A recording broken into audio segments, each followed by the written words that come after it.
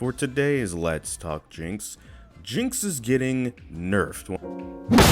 One of two champions on the next patch that is in fact getting a nerf.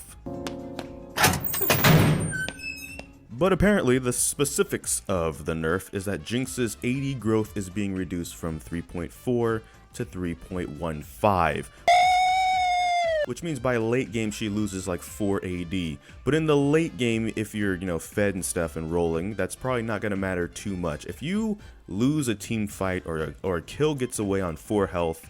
Are you serious? That's just rough, buddy. But most of the time with crits and everything, it should be fine. And that shouldn't really actually be that hard of a fall off. It's interesting. The only thing I will talk about, I guess, is that Riot's philosophy for buffing and nerfing champions usually is nerfing weaknesses and then buffing strength. So when a champion's weak, they'll look to buff a strength instead of cover a weakness. And when a champion's too strong, they'll look to nerf a weakness to make the counterplay more open instead of hitting a strength. Here it's been interesting because they're kind of doing a little bit of both, you would think. But again, 4 AD late game is not going to matter if you're actually fed and rolling. What it would do a little bit though is the AD growth being a little bit less means in the early game, where Jinx is supposed to be a bit weaker, it's not going to be by a lot if you're still getting items and farming. But still, it could maybe affect a little bit of trades early with the minigun and all that stuff too, by having that, like right now, if you go 3.4, like for simplistic math, right? If you had 4 AD growth per level, across the first 5 levels, that's 20 AD, versus if it was now 3 AD per level, it's 15. So you've lost 5, AD by the time you hit level 5. And again, it's not going to be the worst, but it's just like, that's kind of like the philosophy in simplistic numbers and stuff like that too. It's like in the early game, it's probably going to matter more when you don't have items. Once you get even a BF sword that gives you like 30 AD or something, it's whatever.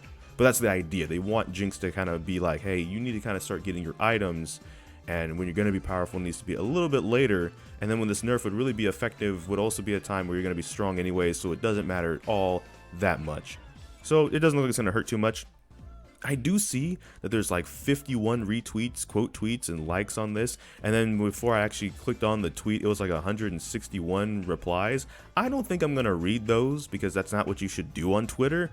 On Twitter, you should just stick to the not even the For You page. The For You page is terrible. Don't use that. Use the following tab, the accounts you actually follow. Don't get baited by the engagement on the For You tab.